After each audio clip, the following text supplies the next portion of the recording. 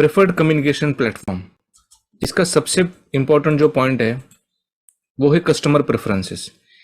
कई कई बार क्या होता है, कस्टमर का जो प्रिफर्ड जो कम्युनिकेशन प्लेटफॉर्म होता है वो होता है टेलीफोन, और जो सेल्स पर्सन है वो फॉलोअप के लिए कई बार ईमेल ही यूज करते रहते हैं, और कस्टमर वहां पे सोचता है कि हमें कुछ फॉलोअप ही नहीं आ रहा है, और बाद में कई दिनों बाद पता चलता है कि हमने तो आपको ईमेल भेजा था। तो कस्टमर कहता है कि हम तो आपके जो फोन कॉल किए उसकी राह देख रहे थे।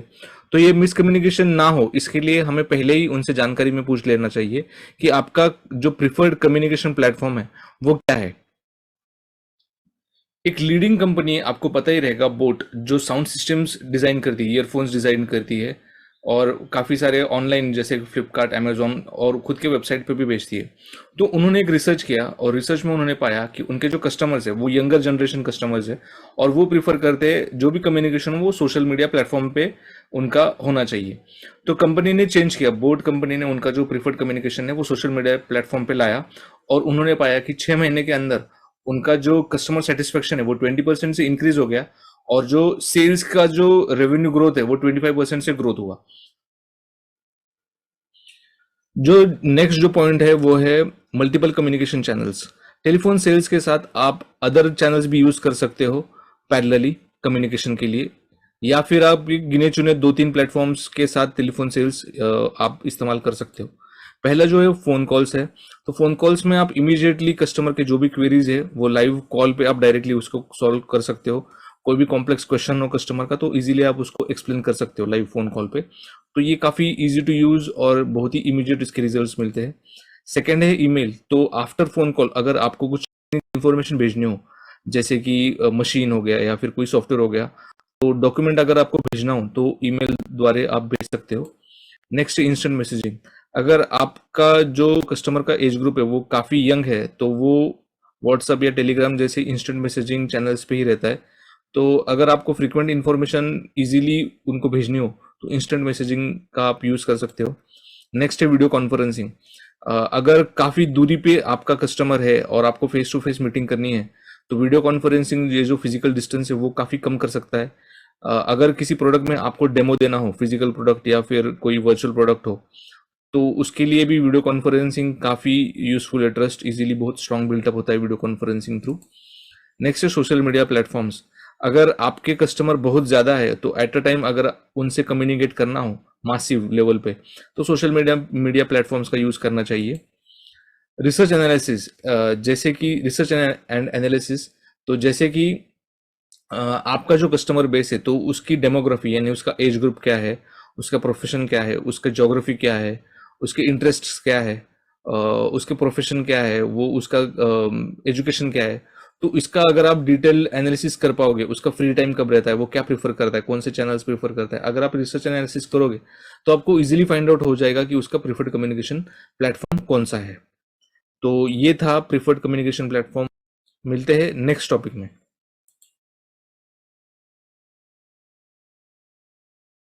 Welcome to the next topic, coping customer style. ये टॉपिक सुनने में काफी बोरिंग सा लगता है, या फिर ऐसा लगता है कि ये सच में करना चाहिए या नहीं करना चाहिए, क्योंकि हम अगर किसी की कॉपी कर रहे हैं तो वो क्या मिमिक्री भी कहला सकता है। किसी की मिमिक्री करना, किसी को कॉपी करना कितना घिनौना है और कितना गलत है। तो मैं आपको एक्सप्लेन करना चाहता हूँ कि ये घिनौना या गलत नहीं है।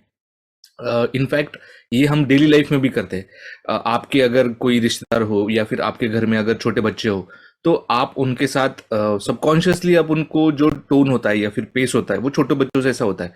अगर आप उनको सीरियस मोड में, जैसे फिल्म एक्टर्स जैसे डायलॉग डिलीवरी करते हैं, अगर उस लैंग्वेज में आप उनसे अगर बात करते हो तो वो शायद आपके साथ वो कम्युनिकेट नहीं कर पाएंगे। और अगर आप दूसरा एग्जाम्पल अगर ले तो अगर आपके घर में अगर बड़े हो, बुजुर्ग हो, तो उनका जो पेस होता है वो बहुत ही स्लो होता है और उनके हर एक शब्द को वजन रहता है। और उनके साथ अगर हम जैसे छोटे बच्चे अगर बात करते हैं तो अगर उनसे अगर वो बात करने लगे तो वो बुजुर्ग जो है वो कहेंगे कि मुझे वैल्यू नहीं दे रहे, और इनको कुछ बात का गांभीर्य नहीं है, या फिर वो समझ समझ के बाहर है, इस बंदे की समझ के बाहर है जो मैं कह रहा हूँ, और वो आपसे कम्युनिकेशन करना बंद कर देंगे।